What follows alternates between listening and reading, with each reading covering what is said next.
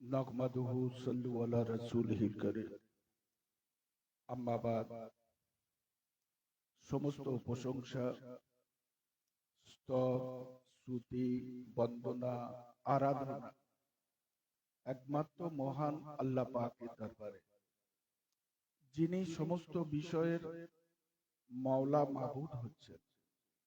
সেই মহান রব্বুল আলামিনের দরবারে শুকরিয়া আদা করে আমার আপনার সকলের নবী, দুজাহানের নবী, দুজাহানের বাদশাহ, রাহমাতুল্লিল আলামিন, শাফিউল মুজনিবিন হযরত মুহাম্মদুর রাসূলুল্লাহ সাল্লাল্লাহু আলাইহি ওয়াসাল্লামের পাক কদমে লাখো দরুদ ও লাখো সালাম। হুজুরে কায়নাত সাল্লাল্লাহু আলাইহি ওয়াসাল্লাম কম বেশি 1450 বছর আগে আল্লাহ পাক রব্বুল আলামিন শান্তির প্রতীক করে, রাহমাতুল্লিল আলামিন করে এই বিশ্ব ধরনের বুকে পাঠিয়েছিলেন। বলুন সুবহানাল্লাহ। এমন একজন নবী, এমন একজন আল্লাহর হাবিব, তিনি আসার পর সারা বিশ্বের কুল কায়নাতের জন্য,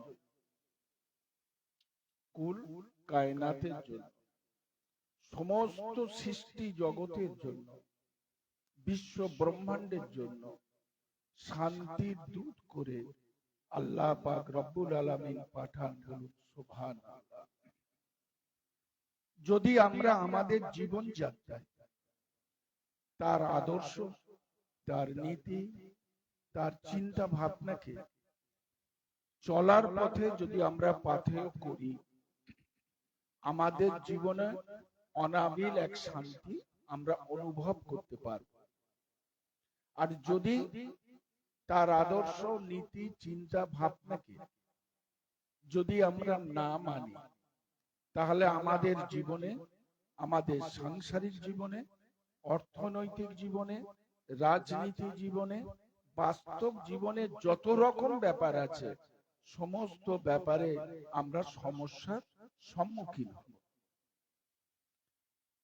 আল্লাহর নবী, আল্লাহর হাবিব মানব জীবনের জন্মলগ্ন থেকে মৃত্যু লগ্ন এবং মৃত্যু থেকে পরবর্তী যে জীবন, সমস্ত বিষয়ের উপরে পুঙ্খানুপুঙ্খানুভাবে, বিস্তারিত ভাবে উনি ব্যাখ্যা করে গেছেন। এইটা করলে এইটা হবে, এইটা করলে এইটা হবে।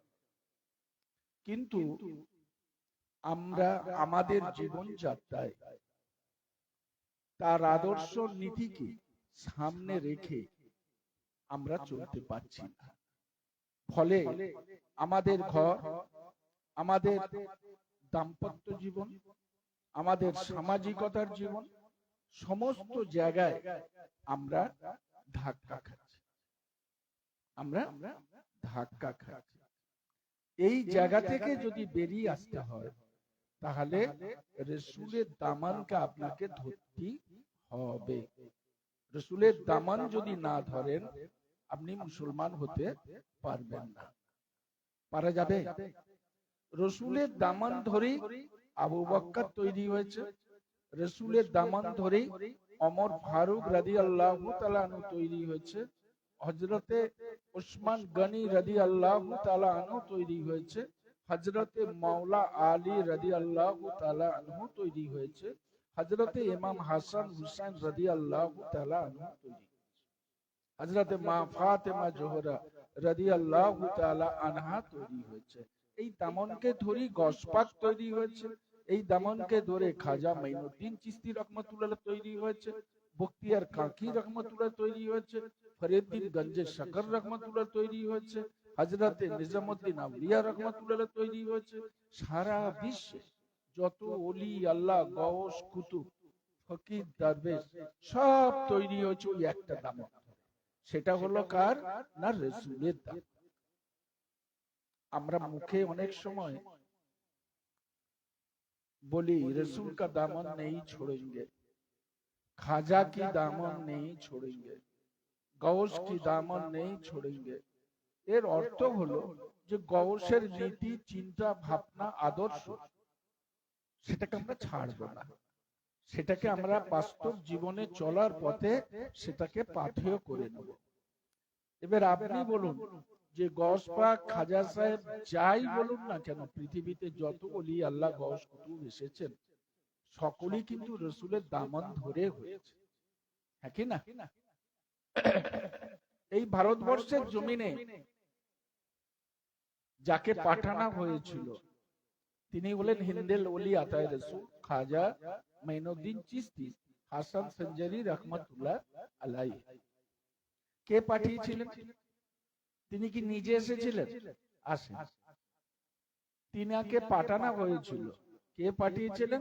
দোজাহানের আকা হযরত মুহাম্মদুর রাসূলুল্লাহ সাল্লাল্লাহু আলাইহি ওয়াসাল্লাম পাঠিয়েছিলেন। এই মাইনুদ্দিন চলে যাও ভারতবর্ষের জমিনে, তোমাকে হিন্দুস্তানের বেলায়েত দেওয়া হবে। বলবেন না সুবহানাল্লাহ?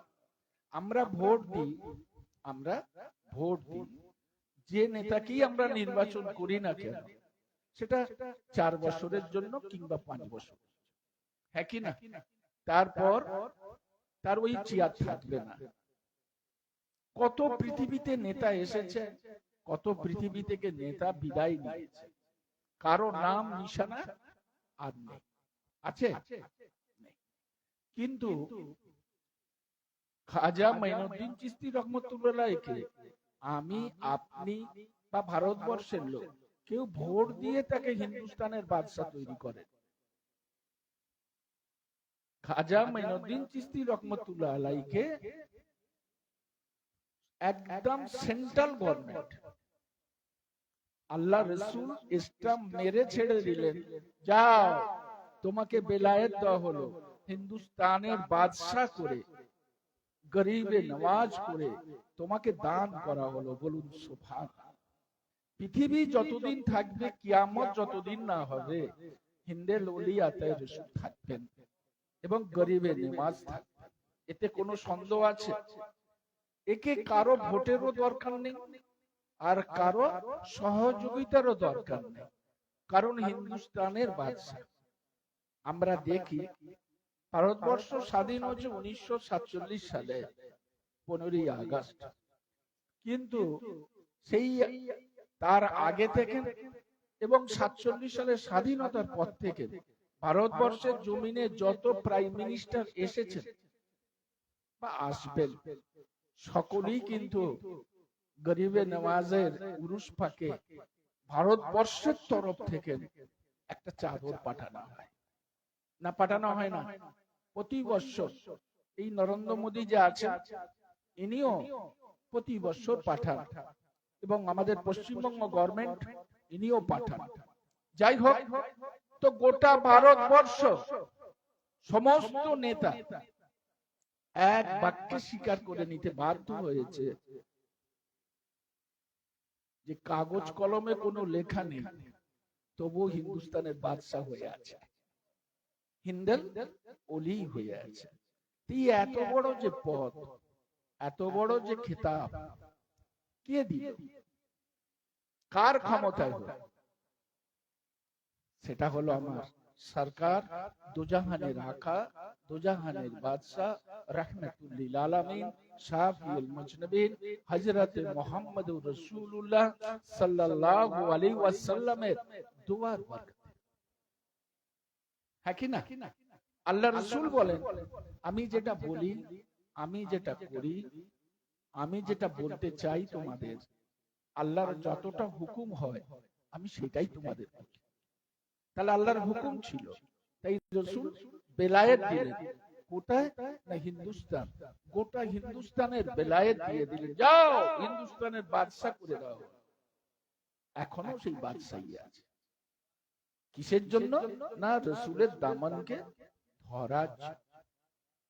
কিন্তু নবী আর আসবে না, নবী আর আসবে না। খাতিমুল আম্বিয়া, শেষ নবী আমার নবী, দুজাহানের আকা, মায়ার নবী, প্রেমের ছবি, নূর নবী, জগৎ গুরু, বিশ্ব লিডার, বিশ্ব নেতা হযরত মুহাম্মদুর রাসূলুল্লাহ সাল্লাল্লাহু আলাইহি ওয়াসাল্লাম শেষ নবী, আখেরি জামানার শেষ নবী।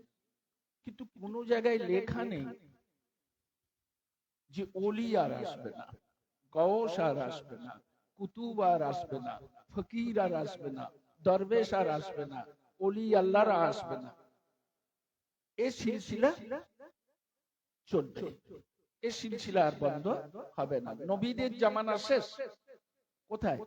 আল্লাহ রাসূলের জামানা থেকে নবীদের জামানা শেষ হয়ে গেল, আখেরি নবী।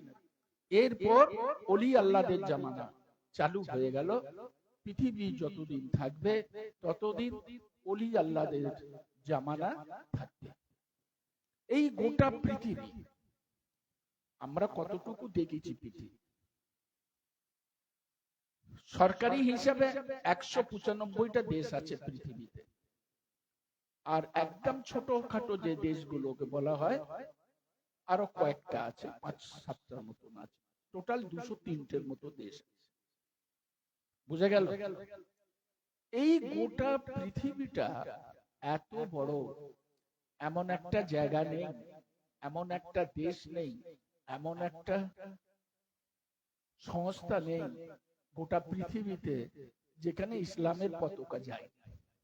বলবেন না সুবহানাল্লাহ? এই গোটা পৃথিবীর, এত বড় পৃথিবীতে কে সেখানে ইসলাম নিয়ে গেল? 7 সমুদ্র 13 নদীর পারে সেখানে কে ইসলাম দিয়ে গেল? বন বাদার জঙ্গল, মাইলকে মাইল সেখানে লোক আছে বলে কেউ জানতোই না সেখানে ইসলামের পতাকা উঠছে। তাহলে সেখানে কেউ না কেউ গেছে, তবে তো পতাকায় উঠেছে, একই না? চারিদিকে সমুদ্র, সমুদ্র সমুদ্র, পানি আর পানি, কোথাও কিছু দেখা যায়নি। আর সেই সমুদ্রের মাঝে ছোট্ট একটা দ্বীপ, বেশ কিছু মানুষ বাস করে। সেটা তারা জানতো যে আমরাই বুঝি পৃথিবীর মানুষ, আর বুঝি পৃথিবীতে মানুষ নেই। আর পৃথিবীর মানুষ জানতো আমরাই আছি, আর কোনো দেশ নেই। না বোঝা যাচ্ছে? সেখানে যে যখন ভাস্কো গামা গেলেন, ঐতিহাসিক দিক, ভাস্কো গামা যখন গেলেন সেখানে যে দেখছে যে ইসলামের আজান হচ্ছে, বলুন সুবহান। ভাস্কো গামা ভাবলেন যে আমি বুঝি প্রথম এসেছি এখানে। ঝড় আর ঝঞ্ঝাটে নৌকাটা দিক হারা হয়ে একটা দ্বীপে যেয়ে ওঠে, চারিদিকে পানি, কিচ্ছু নেই। ভাবলো এখানে কি আর লোক আছে? এ তো একটা দ্বীপ। কিন্তু সেখানে যখন দেখলো আজানের ধ্বনি, ভাস্কো গামার ভুল ভেঙে গেল। ভাবলো যে না, আমার আগে এখানে ইসলাম এসে গেছে। এই কারা গেল? কে গেল? কে ইসলাম প্রচার করল? ভারতবর্ষে কোন ইতিহাসে এটা নেই যে ভারতবর্ষে আল্লাহর নবী এসেছেন, এই ইতিহাস নেই। কিন্তু তাই ভারতবর্ষে এত মুসলিম কোত্থেকে নেই? কার হাতে কলমা পড়ল? এই গোটা পৃথিবীতে ইসলাম প্রচার বা প্রসার ঘটানোর মূলে সুফি ইজাম আল্লাহ ওয়ালারা এই কাজ, দিনের কাজ করেছে, বলুন সুবহান।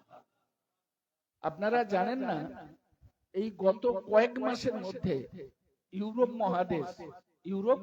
মহাদেশ যেটাকে ন্যাটো বলা হয়, এই ইউরোপ মহাদেশ, আমেরিকা বা অন্যান্য আফ্রিকা, বিভিন্ন দেশে হু হু করে তার নিজের ধর্ম ছেড়ে দিয়ে ইসলামের সুশীতল ছাওয়ায় তারা এসে কালমা পড়ে নিয়েছে, লা ইলাহা ইল্লাল্লাহু মুহাম্মাদুর রাসূলুল্লাহ সাল্লাল্লাহু আলাইহি। তারা কিন্তু কেউ চাষি ভূষণ নয়, কেউ কাটকাটে কি রং মিস্ত্রি কি ছুতোর মিস্ত্রি এরকম লোক নয়। যারা এসেছে তারা পৃথিবী বিখ্যাত সব মানুষ।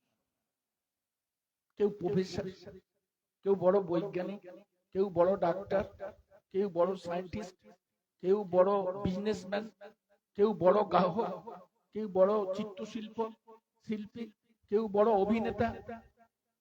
তারা বুঝে নিয়েছে, তাদের তো অভাব ছিল না। তাদের ঘর ছিল, বাড়ি ছিল, 2 তলা 3 তলা 5 তলা বাড়ি আছে, গাড়ি আছে। এক একটা গাড়ি 3 কোটি 5 কোটি 10 কোটি টাকা দাম, বুঝতে পেরেছেন? তাদের গাড়ি ছিল, বাড়ি ছিল, মান সম্মান সব ছিল। অধিকাংশ মানুষ তাদের চিনত, জানতো। তাদের নামগুলো ইতিহাসের পাতায় লেখা হয়ে গেছে। তাহলে কত সম্মানীয় ব্যক্তি। তারা সব ছেড়ে দিল কিসের জন্য? শান্তির জন্য। কিসের জন্য? শান্তির জন্য। আর সেই শান্তির ধর্ম ইসলাম। তওবা পড়ে তারা কালমা পড়ে নিল, লা ইলাহা ইল্লাল্লাহু মুহাম্মাদুর রাসূলুল্লাহ সাল্লাল্লাহু আলাইহি ওয়াসাল্লাম। কেন বললাম এই কথাগুলো? এই কথা বলার মানে হচ্ছে তারা জন্মসূত্রে কিন্তু মুসলিম নয়। জন্মসূত্রে কি মুসলিম? তার বাপ হয়তো দেখা যাবে খ্রিস্টান বা ইহুদি বা নাসারা, ঠিক আছে? তারা কিন্তু মুসলিম হয়ে গেল, তওবা পড়ে ইসলামের রুজুকে ধরে নিল। কিন্তু আমরা করিমের বেটা জব্বার, রহিমের বেটা করিম, আমরা ইসলামের ঘরে জন্মগ্রহণ করেও, আমাদের বাপ দাদা ইসলাম হয়েও আমরা কিন্তু আল্লাহ রাসূলের দামনকে ধরতে পারলাম না, ছেড়ে ছেড়ে। হ্যাঁ কি না? যদি আমরা আল্লাহ রাসূলের দামনকে যদি ধরে নিই, তার আদর্শ নীতি চিন্তা ভাবনাকে যদি বাস্তব জীবনে প্রয়োগ করি, তাহলে আপনি আল্লাহর প্রিয় বান্দা হবেন না হবেন না? বলুন, হবেন না হবেন না? যার দিলে, যার অন্তরে রাসূলের মহব্বত নেই, ও দিল কাফের হয়ে গেছে, ও মুসলমান হতে পারে না। যার দিলে রাসূলের মহব্বত আছে, যার দিলে আহলে বায়াতের মহব্বত আছে, ও ঈমানদার হয়ে গেছে। হ্যাঁ কি না? আল্লাহ রাসূল বললেন তোমাদের জন্য বিদায় হজে যে আমি দুটো জিনিস রেখে গেলাম, একটা হলো আল্লাহর বাণী কোরআন, আর একটা হলো এই কোরআনকে যখন বুঝতে তোমরা না পারবে, ব্যাখ্যা যখন বুঝতে না পারবে, কোন প্রশ্নের সম্মুখীন হবে, কোন যদি অসুবিধে মনে হয়, তাহলে আমার আহলে বায়াতকে দেখে দিও। বলবেন না সুবহানাল্লাহ? তা সেই আহলে বায়াত জি ইসলামের প্রতিটা পঙ্খানুপঙ্খানুভাবে 100% মধ্যে 100% বাস্তবের রূপ দিয়ে সারা বিশ্বকে চমকে দিয়ে গেছে। আজও 1450 বছর হয়ে গেল, মানুষের অন্তরে, হিন্দু মুসলিম খ্রিস্টান জৈন বৌদ্ধ সমস্ত মানুষের অন্তরে হুসেন পাক আজও জিন্দা আছে। বলুন সুবহানাল্লাহ। তাহলে 100% মুসলিমের যে 100% যে নীতি আদর্শ তিনি প্রয়োগ করে গেছেন। কথা ঠিক না বেঠিক? তিনি জানতেন যেখানে 22,000 সৈন্য আমাকে ঘিরে ফেলেছে, কত হাজার? 22,000 আমাকে ঘিরে ফেলেছে, আমি একা কিভাবে এখানে? স্বাভাবিক ভাবে মৃত্যু অবধারিত, মৃত্যু অবধারিত। এটাও জেনে ইমানের দুর্বলতা আনেননি, ইমানের দুর্বলতা আনেননি। বলেছেন আল্লাহ তুমি বলেছো সত্যের কাছে, অন্যায়ের কাছে মাথা নত করো না। আজকের এই কারবালার প্রান্তে আমি অন্যায়ের কাছে মাথা নত করব না, তাতে যাই হয়ে যাক না। বোঝা যাচ্ছে না? তা সেই অন্যায়ের বিরুদ্ধে যে জেহাদ, অন্যায়ের বিরুদ্ধে যে লড়াই তিনি করলেন, একবারও কিন্তু নিজের সংসার, নিজের ছেলে, নিজের মেয়ে, নিজের জামাই বা আত্মীয় স্বজন, ছোট ছোট বাচ্চা আলী আসগার বা আরো আদার্স যারা আছেন জয়নাল আবেদিন, তাদের কথা চিন্তা করলেন না। আমরা কিন্তু এমনই একটা স্বার্থপর, আমরা আমাদের স্বার্থের জন্য, আমাদের সংসারের স্বার্থের জন্য, আমাদের ছেলের স্বার্থের জন্য, মেয়ের স্বার্থের জন্য আমরা যে কোনো জিনিসে কম্প্রোমাইজ করতে রাজি হই। না হয়নি? তাহলে হুসেন পাকের নীতি মানা হলো, অন্যায়কে মেনে নেওয়া হলো। তাহলে হুসেন পাককে ভালোবাসা মানে অন্যায়ের সঙ্গে আপোষ হবে না। অত কঠিন পরিস্থিতির মধ্যে হুসেন পাক নামাজের রত দিলেন যে আল্লাহ, শত্রুপক্ষ হাসছে যে আপনার তো আর কিছুক্ষণের মেহমান, কয়েক মুহূর্তের মধ্যে আপনি মৃত্যুবরণ করবেন, তা আপনি এই অবস্থায় নামাজ পড়ছেন কেন? কই তোমার আল্লাহ তো বাঁচালো।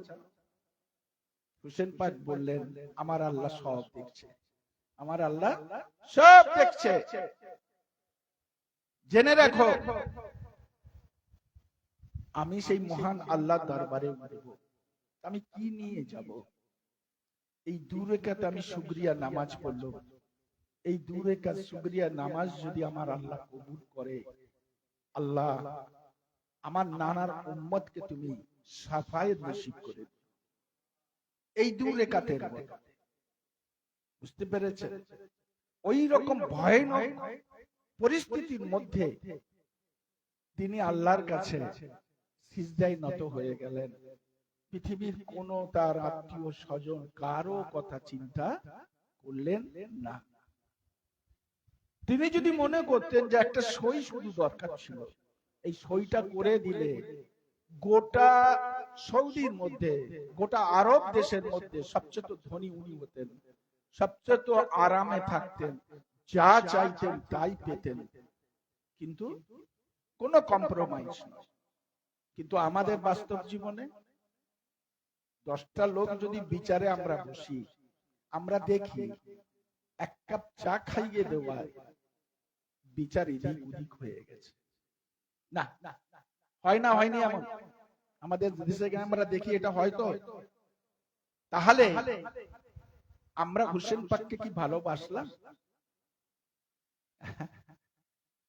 আল্লাহ বলছেন যে কাল কিয়ামতের ভয়ঙ্কর দিনে যারা ন্যায় বিচারক হবে, যারা ন্যায় বিচারক হবে, আল্লাহ বলছেন বেশক তারা জান্নাতি হবে। বলবেন না সুবহানাল্লাহ? ন্যায় বিচারক, আল্লাহ তাদের গুনাহকে মাফ করে দেবেন ন্যায় বিচারকের জন্য। কিন্তু আমরা ন্যায় বিচারক হতে পারলাম না। আমাদের জীবনে চলার পথে বহু ভুল, এই ভুলগুলোকে আমাদের শুধরে নেওয়া দরকার আছে না নেই? আছে না নেই? শুধরে নেওয়া দরকার আছে। যদি শুধরে নেই, আল্লাহ যদি তার মাহবুব বলে স্বীকার করে নেয়, বেশক আপনিও জান্নাতি, আর আপনার সুপারিশে হাজার হাজার লোক জান্নাতি। বলবেন না সুবহানাল্লাহ? একটা হাফেজ, একটা হাফেজ, আপনার বাড়ির ছেলে যদি একজন হাফেজ হয়, তাহলে কাল হাসরের ময়দানে তার সুপারিশে 7 থেকে 11 জন আল্লাহ তাকে জান্নাত নসিব করবে। একজন যদি আলেম তৈরি হয়, বহু মানুষের জন্য সে সুপারিশ করতে পারে। আর একজন যদি আল্লাহর বন্ধু হয়, একজন যদি আল্লাহর বন্ধু হয়ে যায়, খাস বান্দা হয়ে যায়, তার সুপারিশে হাজার হাজার লাখ লাখ লোক আল্লাহ তাকে মাফ করে দিয়ে জান্নাত নসিব করবে। বলুন সুবহান। না বোঝা যায়নি? তা আমাদের কি, আমরা সবচেয়ে মহা সত্য এটা জানি যে আমার যখন জন্ম হয়েছে, আমাকে অবশ্যই এই পৃথিবী থেকে যেতে হবে। এর চেয়ে সত্য জিনিস কি আছে? আমরা যখন পৃথিবীতে এসেছি, আমাকে যেতে হবে, আজ নয়তো কাল। আজকে আমরা এই এতগুলো লোক নিয়ে বসে আছি, জুম্মায় কথা বলছি, জানিনি আগামী জুম্মায় কে থাকবো কে থাকবো আল্লাহই জানে। এই কথা ঠিক না বেঠিক? তাহলে যেতে যখন আমাদের হবে, আমাদের সামনে আমরা দেখেছি কেউ 10 বছরের ছেলে, কেউ 5 বছরের ছেলে, কেউ 2 বছরের ছেলে, কেউ হয়ে কেউ 30 বছরের ছেলে, কেউ 50 বছরের ছেলে, কেউ 60 বছরের ছেলে, কেউ 80 বছরের ছেলে, কেউ 90 বছরের ছেলেকে আমরা মরতে দেখেছি। তাহলে ঠিক নেই। আমি ভাববো হয়তো যে না, আমার বয়স তো 35 কি 40, এখন অনেক টাইম বাকি আছে। এমন অনেকে ভাবেনি সেই 70-80 বছর হলে দেখা যাবে। কিন্তু একবারও আমরা ভাবিনি আমরা এই যে কবরস্থানে কেন এই একসাথে এই জানাজা আমরা পড়ি, এই জন্যই পড়ি যে তুমি দেখো তোমার বয়স 50, তুমি কিন্তু একটা 5 বছর ছেলেকে মাটি দিচ্ছ। আমি পারতাম আল্লাহ তোমাকেও 5 বছরে নিয়ে নিতে, কিন্তু তোমাকে আমি সময় দিয়েছি 50 বছর, তোমাকে পরিবর্তন হবার জন্য, ভালো হবার জন্য। এর জন্য কি তুমি শুকরিয়া করবে না? হ্যাঁ কি না? আমরা অনেকে এমন অসুখ দিয়ে ভুগছি যে এক মুহূর্তের মধ্যে হয়তো আল্লাহ নিয়ে নেন, কিন্তু তবু আল্লাহ বাঁচিয়ে রেখেছে। তাহলে কি শুকরিয়া করা উচিত নয়? কি বাপ, শুকরিয়া করা উচিত। অতএব আল্লাহর শুকরিয়া যদি আপনি করেন, আপনি জানেন না আমরা এই যে সুবহান আল্লাহ বলছি শুকরিয়ার জন্য, আলহামদুলিল্লাহ বলছি, যে আল্লাহ সমস্ত স্তব স্তুতি সাধনা আরাধনা ইবাদত বন্দেগী আমার জিন্দেগি সব কিছুর জন্য আল্লাহ তোমার কাছে শুকরিয়া। এই কথা বলায় আমার আল্লাহ পাক প্রচুর খুশি হয়ে যান, প্রচুর খুশি হয়ে যান। বিজ্ঞান বর্তমানে রিসার্চ করে দেখেছে যে আলহামদুলিল্লাহ বললে বা সুবহানাল্লাহ বললে কি উপকার হয়, মানুষের শরীরে কি ঘটে, এটা বিজ্ঞানের কথা। বিজ্ঞান দেখেছে যে আমাদের ব্রেনের মধ্যে একটা গ্ল্যান্ড আছে যেটা আমাদের ব্রেনকে সতেজ করে এবং ধারণ ক্ষমতা বাড়িয়ে দেয়, সৎ কাজের তোমাকে উৎসাহ দেয়। ব্রেনের মধ্যে এমন একটা হরমোন আছে, সেই হরমোনটা এই যতবার আমরা বলি তাতে করে সেই হরমোনটা স্ট্রং হয় এবং মানুষের ব্রেনটা তত সতেজ হয়। বলবেন না সুবহানাল্লাহ, খালি বলাতে। আর যদি এটা দিল থেকে মেনে নি তাহলে আরো ফায়দা, না ফায়দা না? যে ফায়দা না ফায়দা নয়? আল্লাহর আরেক নাম হচ্ছে আল্লাহু ইয়া সালামু। আল্লাহর একটা নাম, আল্লাহর বহু নাম, তার মধ্যে একটা নাম ইয়া আল্লাহু ইয়া সালাম। হে আল্লাহ তুমি একমাত্র শান্তি দেনে ওয়ালা। না বুঝতে পারলেন না? সালাম মানে শান্তি। যদি আমরা আল্লাহ পাকের কাছে কাঁদি, আল্লাহ পাকের কাছে যদি আমরা নত হয়ে যাই, আল্লাহ রহমানুর রহিম, আল্লাহ গফুরুর রহিম, বেশক আল্লাহ আমাদের উপর রহম করবে, এটা আমরা আশা রাখি। একই না? আল্লাহ বলছেন বান্দা সারা দুনিয়া তোমার বিপক্ষে যদি চলে যায়, সারা বিশ্ব তোমার জন্য যদি দরজা বন্ধ করে দেয়, আমি আল্লাহ রহমানুর রহিম, আমি আল্লাহ গফুরুর রহিম, আমার রহমতের দরজা তোমার জন্য খোলা থাকে। না বোঝা যায়নি? আমার রহমতি দরজা তোমার জন্য খোলা থাকবে। তাই আল্লাহর কাছে আমাদের নত হওয়া দরকার। নামাজ আল্লাহর কাছে সারেন্ডার হও, নামাজ আল্লাহর কাছে সারেন্ডার হও। বান্দা তুমি যখন সারেন্ডার করো রাতের অন্ধকারে, তুমি কি বলো, তুমি কি চাও, তুমি কি ভাবো, তোমার কি চিন্তা, তোমার কি ভাবনা, তোমার কি বলার আছে, বলার আগে আমি আল্লাহ কবুল করে নিই। তুমি আমার আওয়াজ হয়তো শুনতে পাও না, কিন্তু তোমার প্রতিটা নিঃশ্বাস আমি দেখতে পাই, আমি শুনতে পাই। আমার আল্লাহ এত কমজোরি নয়, হ্যাঁ কি না?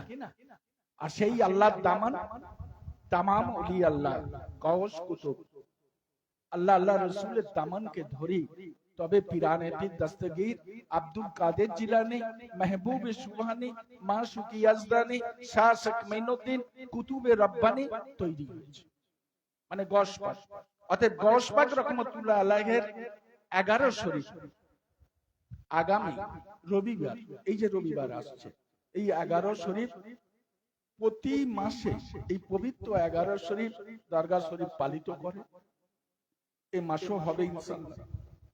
এই 11 শরীফে সকল মুসল্লিকে দরগা শরীফের পক্ষ থেকে আপনাদের দাওয়াত দেওয়া হলো, অবশ্যই আসবেন। সকাল থেকে শুরু হবে, সকাল থেকে নাজেরা খতম হবে অর্থাৎ কোরআন পাঠ, দুপুর বেলা হবে লঙ্গর, এবং 3টের সময় থেকে ওয়াজে মাহফিল মাগরিব পর্যন্ত। মাগরিবের জামাত পড়ে মাজারের কাজ হয়ে দোয়া খায়ের হয়ে সমাপ্ত হবে। বর্ষাকাল তো কোনো রাতে কোনো প্রোগ্রাম নেই, অতএব সকলকে দাওয়াত দেওয়া হলো। আপনারা কবুল করলেন তো? এটা হলো একটা কথা। গশ পাক রহমতুল্লাহ আলাইহি বলেন যে আমার 11 শরীফে শামিল হয় এবং যে দোয়া চায়, আমি গশ পাক কিয়ামত পর্যন্ত যখন ওই 11 শরীফ চলতে থাকে আর তারা দোয়া চায়, আমি গশ পাক আল্লাহর কাছে হাত তুলে দিই, আশা রাখি আমার দোয়া আল্লাহ কবুল করে নেবেন। আর যেখানে 11 শরীফ হয় ওই জায়গায় আমার যাতায়াত শুরু হয়ে যায়। হর বালা মুসিবত থেকে আল্লাহ ওই 11 শরীফ কারীদের আল্লাহ হেফাজত করে নেয়। অতএব আল্লাহ পাকের কাছে আমরা দোয়া চাই। শেষ কথা এটাই যে আল্লাহ আল্লাহ রসুলের যে দেখানো পথ ও মত এবং তার আদর্শ, তার নীতি, তার চিন্তা ভাবনাকে, তার মিশনটাকে আমরা যেন আমলে পরিণত করতে পারি এবং বাস্তবে চলার পথে যেন আমরা সেটা গ্রহণ করে আমল করতে পারি। আল্লাহ যেন আমাদের সকলকে তৌফিক দান করেন। আমান বিল্লাহ।